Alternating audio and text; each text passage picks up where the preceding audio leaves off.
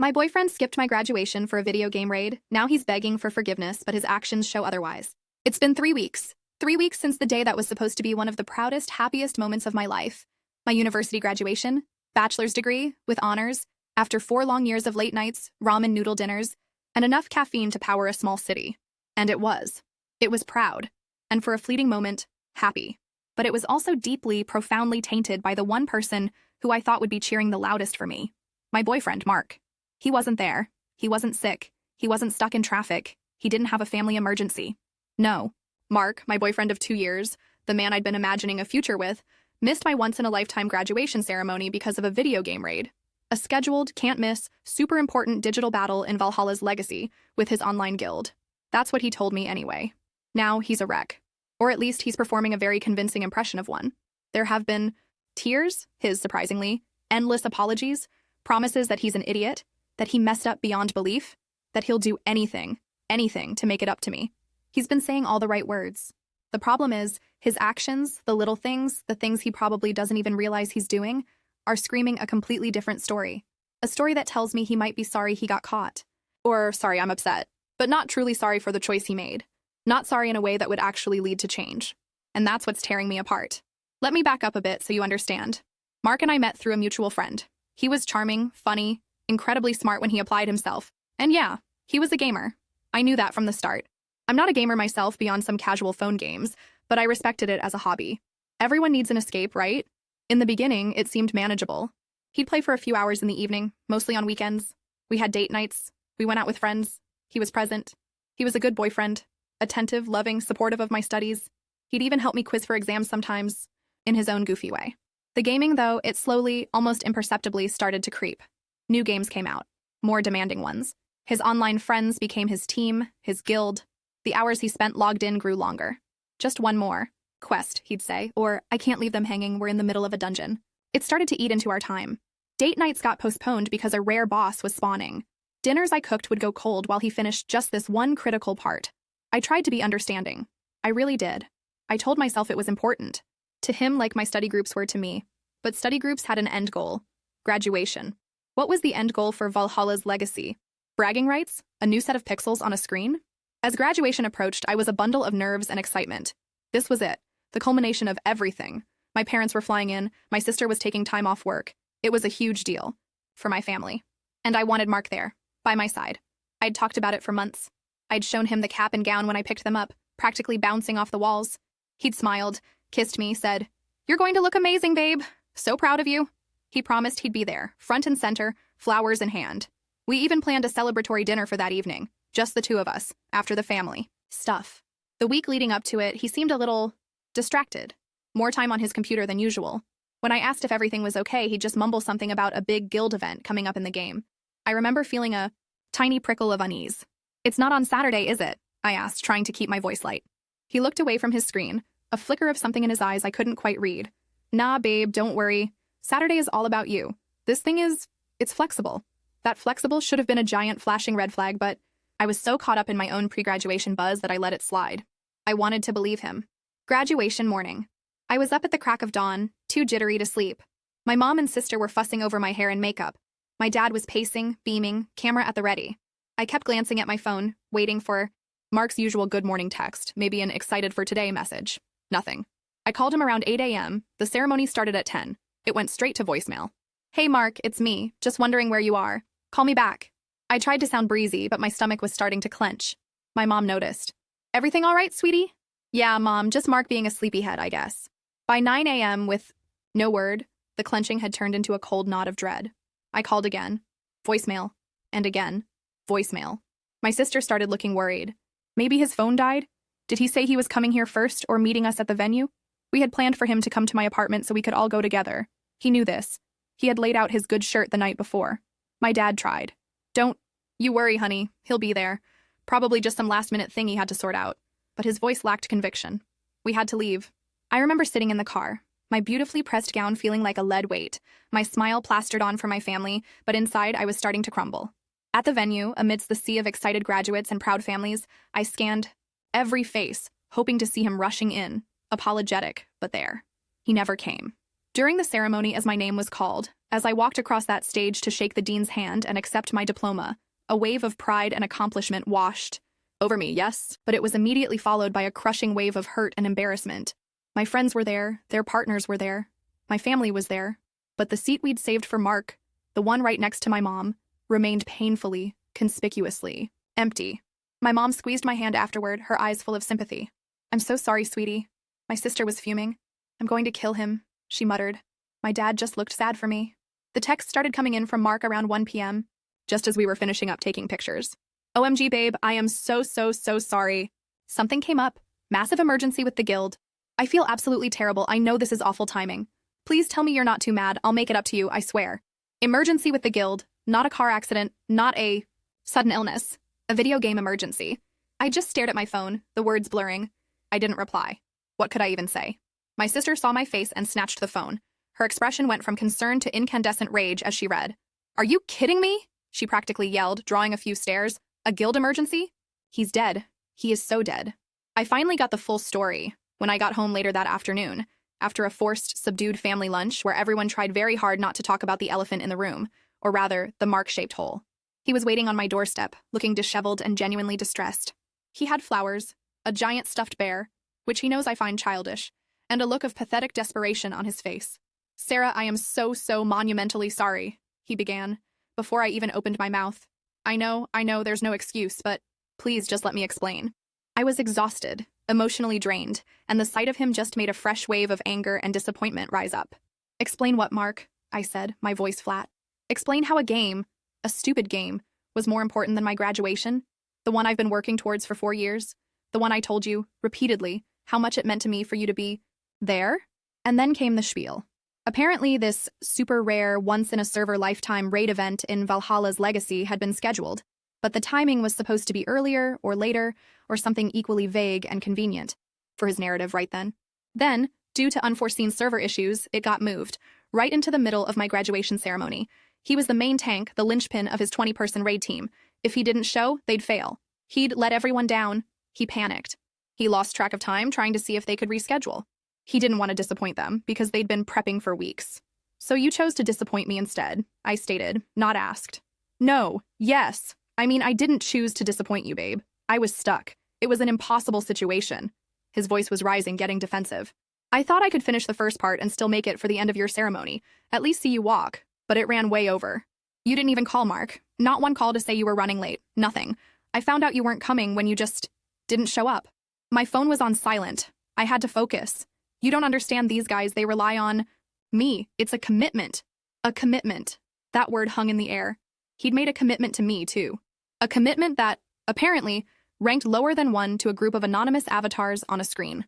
The argument went on for hours. He cried. He begged. He said it was the stupidest mistake of his life.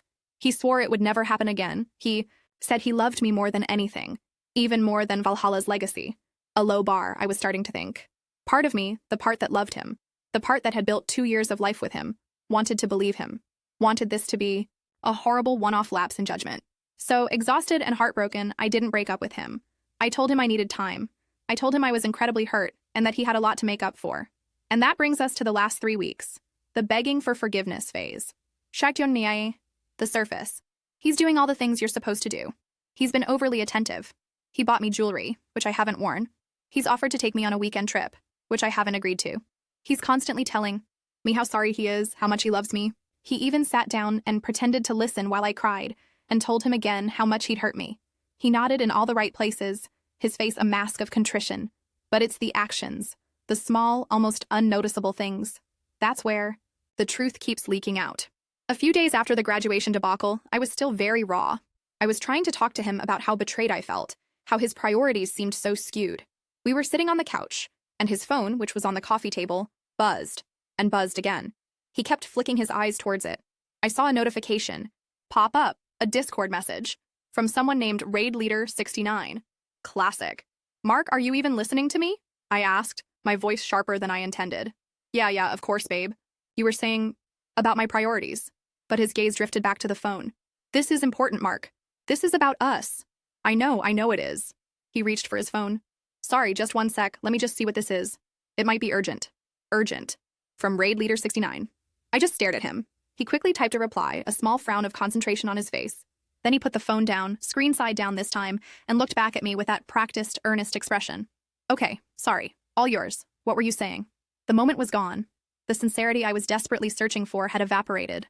He was physically there, but his mind was already halfway back to Valhalla, or whatever digital realm was calling him.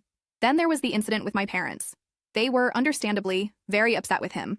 My mom especially felt he'd disrespected not just me but our whole family.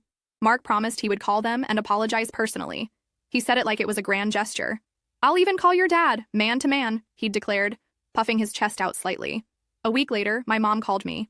So, has Mark found the courage to speak to us yet? She asked, her tone dry. My heart sank. He hasn't called?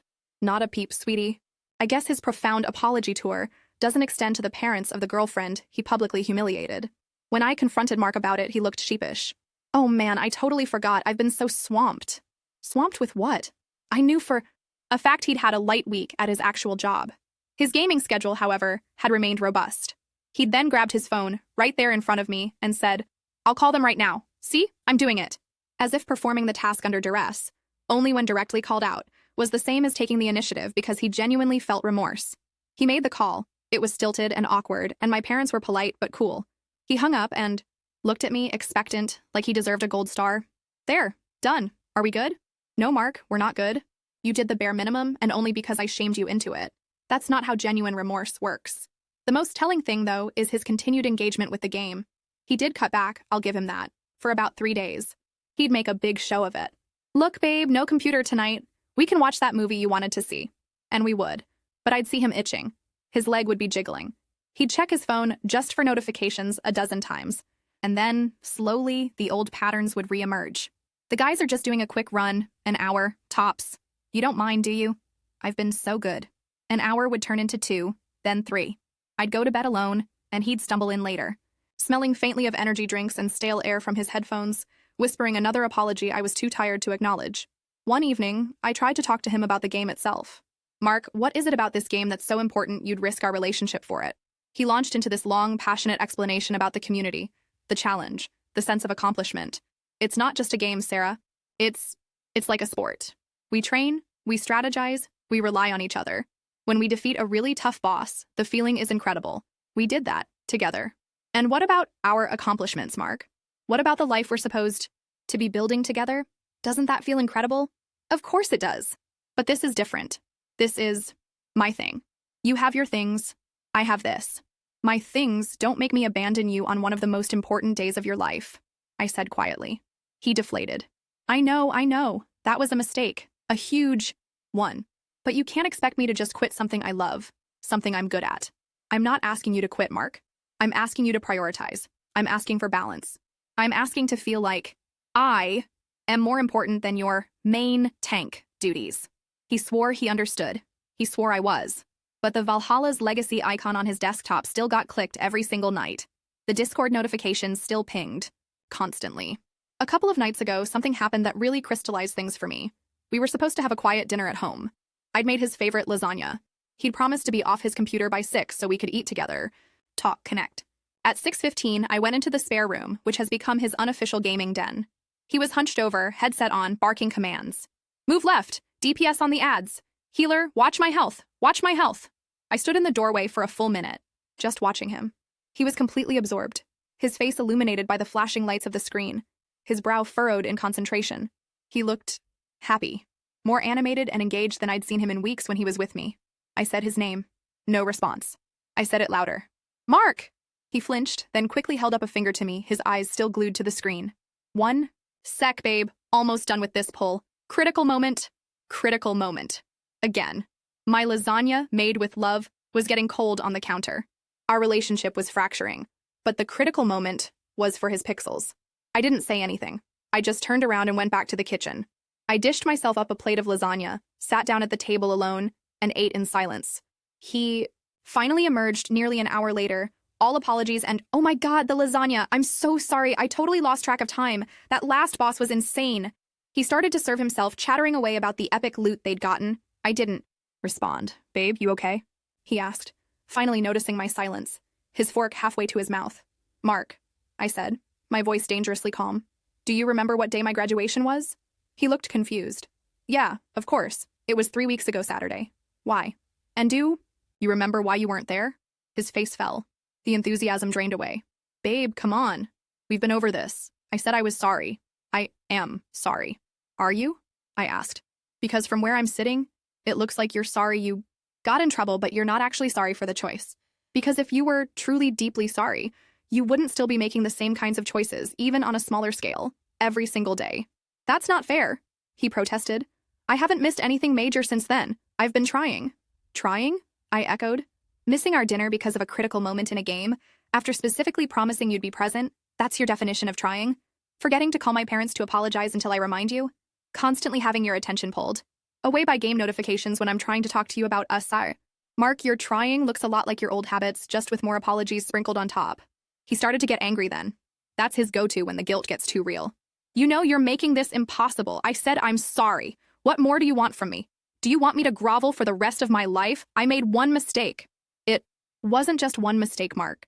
It was a symptom of a much bigger problem. It was the culmination of months, maybe years, of you slowly prioritizing that game over everything else, including me. The graduation was just the loudest, most public example of it. That's not true. I love you. You're the most important person in my life, he insisted, his voice cracking a little. Then act like it, I almost shouted, tears welling up in my eyes. Your actions, Mark, they tell a different story. You say I'm important, but then you choose the game. You say you're sorry, but then you do things that show you haven't learned a thing. I'm tired of your words, Mark. I need to see actions. Consistent, sustained actions that show me you understand the gravity of what you did and that you're willing to change your priorities for real. He deflated again, slumping into his chair. I don't know what else to do, he mumbled, looking genuinely lost. I'm trying. I really am. It's hard to just stop. And that right there was the closest to an honest statement I'd heard from him in weeks. It's hard to just stop. Not, I will stop, because you are more important, but it's hard, which told me everything I needed to know. He wasn't willing to do the hard thing if it meant sacrificing something he valued, even if that something was destroying us. After that fight, a sort of Cold War descended. He's been moping around, giving me these wounded puppy dog looks. He's scaled back the gaming slightly again, but it feels performative, like he's walking on eggshells waiting for me to just get over it. He keeps asking, are we okay yet? Are you still mad at me? He doesn't ask, what can I do to help us heal? Or, how can I show you I'm serious about changing? It's all about his comfort, about alleviating his guilt, not about repairing the damage he caused to me, to us. My friends are divided. My best friend Chloe, who saw me heartbroken on graduation day, thinks I should dump him. He showed you who he is, Sarah. Believe him. My sister, predictably, agrees with Chloe and has a few choice, unprintable names for Mark. Some of our mutual friends, the ones who know Mark better, say he's a good guy who just made a colossal screw-up and that he deserves another chance, especially since he's so obviously remorseful. But they don't see the daily paper cuts, the constant little betrayals of his attention, the way his apologies feel like well-rehearsed lines rather than heartfelt emotions. What they also don't know, what I only pieced together recently, and what feels like the final sickening twist of the knife, is the real context of that emergency raid. I was idly scrolling through Reddit a few days ago, on one of those Am I the Asshole type subreddits, and I saw a post that made my blood run cold. It was from a guy complaining about his main tank bailing on a super important, pre-scheduled raid a few weeks back because his girlfriend was having a meltdown about some stupid graduation thing. The details were vague enough, but the timing, the main tank reference, the dismissive tone about the stupid graduation thing, it felt too close. My heart was hammering. I clicked on the poster's profile. He was active in gaming subreddits, including one for Valhalla's Legacy. My stomach churned. I scrolled through his comment history, and there it was, a comment from about 3 weeks ago, on a thread discussing raid drama. He wrote, "Dude, tell me about it. Our main tank, Mark the Magnificent," that wasn't Mark's actual game handle, but the vibe was similar, a bit arrogant, almost ditched us for his GF's graduation. We'd had this raid planned for weeks. He knew the date. He tried to get us to move it last minute, but it was a server-first attempt. No way we were budging. He actually logged in late, whining about how his GF was going to kill him. We were like, dude, priorities. This is for eternal glory. He ended up playing, but he was distracted and made a bunch of mistakes. Still, glad he showed. Some people just don't get commitment. I felt like I was going to be sick. Mark the Magnificent. He knew. He knew. The raid was on my graduation day. He had tried to get them to move it, not the other way around, like he told me, making it sound like the game company had sprung it on him. He had actively chosen them. After a moment of hesitation where he considered me and then decided eternal glory in a video game with raid leader 69 was more important. He lied to me, not just by omission, but by actively twisting the narrative to make himself seem like a victim of circumstance. The panicked, lost track of time story was a complete fabrication. He consciously weighed his options, and I lost. The whining about how his GF was going to kill him part stung too. So he was downplaying my feelings to his gaming buddies, making me sound like some hysterical shrew, while simultaneously playing the hero for them by showing up. And distracted and made a bunch of mistakes. So he wasn't even a good main tank that day because he was, at some level, feeling guilty or stressed. He sacrificed my graduation, my feelings, our trust, and he couldn't even do his precious raid properly. The sheer, unadulterated selfishness of it all hit me like a physical blow. I haven't confronted him with this Reddit discovery yet. I've been sitting on it for 2 days, feeling it curdle in my stomach. What's the point? More lies, more justifications, more performative apologies? His begging for forgiveness now feels utterly grotesque in light of this new information. It's not remorse. It's damage control. He's not sorry he hurt me. He's sorry that the consequences of his actions are inconvenient for him.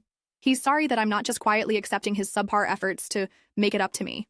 I look at him now, when he's home from work, when he's trying to engage me in small talk, or when he's attempting one of his half-hearted romantic gestures, and I feel nothing. The love I had for him, the future I imagined, it's all been corroded by this. It's like watching a movie where you know the bad guy is pretending to be good, and you're just waiting for the mask to slip. His mask hasn't just slipped. I've seen the blueprint for how it was constructed. Last night, he came over to where I was reading on the couch. He sat down, put his arm around me, and nuzzled my neck. "What are you thinking about?" he murmured. Stiffened. I wanted to scream. "I'm thinking about how you're a manipulative liar who valued a video game over me and then lied about it to my face for weeks." Instead, I just said, "Nothing much, just tired." Are we getting better?" he asked, his voice hopeful, laced with that now familiar note of seeking his own reassurance. I looked at him then, really looked at him, at the lines of anxiety around his eyes that were more about his own discomfort than my pain, at the way he was already starting to relax, assuming my lack of overt hostility meant forgiveness was imminent. "Mark," I said slowly, "what do you think getting better looks like?" He blinked. "Well, us being happy again, like before." "Before what, Mark? Before you showed me that a game achievement means more to you than a real-life milestone with me? Before I found out you'd lie so comprehensively to cover your tracks?" The Reddit post was on the tip of my tongue, but I held it back. I wanted to see what he would offer, unprompted. His face crumpled. "I told you I didn't lie. I explained it badly. It was a confusing situation." There, it was again.